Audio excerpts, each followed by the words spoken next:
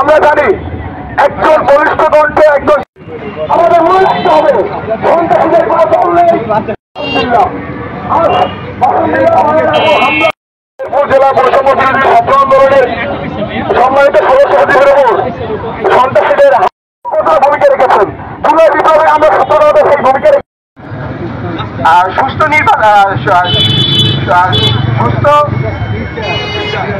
মাসুম বিল্লাহ সামনের সারিতে থেকে নেতৃত্ব দিয়েছে, সম্মুখভাবে থেকে সেই যুদ্ধে অংশগ্রহণ করেছে। তার উপরে যে হামলা হয়েছে সেই হামলার এই ন্যাক্কারজনক হামলার তীব্র নিন্দা এবং প্রতিবাদ জানাই। বাংলাদেশ ইসলামী ছাত্র শিবির মাদারীপুর জেলা শাখার পক্ষ থেকে আমরা এই হামলাকারী যারা রয়েছেন, দুষ্কৃতিকারী যারা রয়েছে তাদের দ্রুত আইনের আওতায় এনে বিচার কার্যকর করার দাবি জানাচ্ছি এবং আমরা প্রশাসনের কাছে বলতে চাই, এতদিন হয়ে যাওয়ার পরেও কেন দোষীরা এখনো গ্রেফতার হয় নাই, এটা প্রশাসনকে জবাবদিহিতা করতে হবে। আজকে আমাদের এই মানববন্ধন আমাদের বিপ্লবী যোদ্ধা আমাদেরই আমার ছোট ভাই মাসুম বিল্লাহর উপরে যে অনাকাঙ্ক্ষিত হামলা, যে সন্ত্রাসী হামলা হয়েছে তার বিরুদ্ধে আমরা আজকে এখানে মানববন্ধনে দাঁড়িয়েছি এবং আমাদের সচেতন ছাত্র সমাজ, বিভিন্ন সমাজকর্মী সবাই আজকে আমরা এখানে উপস্থিত। বিষয় একটাই, সন্ত্রাসী হামলা, কিশোর গ্যাং।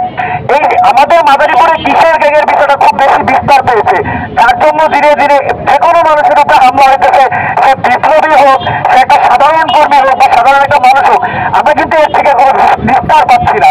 তো আমার প্রশাসনের কাছে দাবি থাকবে যে আপনারা এই কিশোর গ্যাং নির্মূলে আপনাদের অবস্থানটা ক্লিয়ার করবেন এবং আপনাদের সন্ত্রাসীদের বিপক্ষে আপনাদের যেই পদক্ষেপ সেটা আপনারা পরিষ্কার করবেন। সন্ত্রাসীরা কিভাবে হামলা করে এভাবে ঘুরে বেড়ায় রাস্তাঘাটে, কিভাবে ফেসবুকে পোস্ট দিয়ে আবার আমাদের বন্ধুদেরকে হুমকি দেয়, এগুলো আপনাদের কাছে জবাবদিহি দিতে হবে। আপনারা এখনো কি করছেন? আমার ভাইয়ের হামলা হয়ে গেছে আজকে 5 দিন, একজন আসামি ধরলেন, বাকি আসামিগুলো ঠিক সব বাহির দিয়ে ঘটতেছে। একজন কক্সবাজার তুলে যায়, একজন ফেসবুকে পোস্ট দিয়ে আমার এই ভাইকে হুমকি দেয়, এই বোনকে যে মেসেঞ্জারে হুমকি দেয়। আপনাদের প্রশাসনের কাজ কি? আমাদেরকে এইসব দেখানো?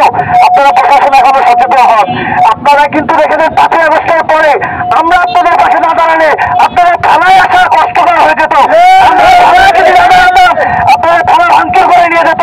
আমরা আপনাদের রক্ষা করেছি, কারণ আপনাদের উপর আমরা সর্বজনশীল, আমরা আপনাদের পাশে থেকেছি।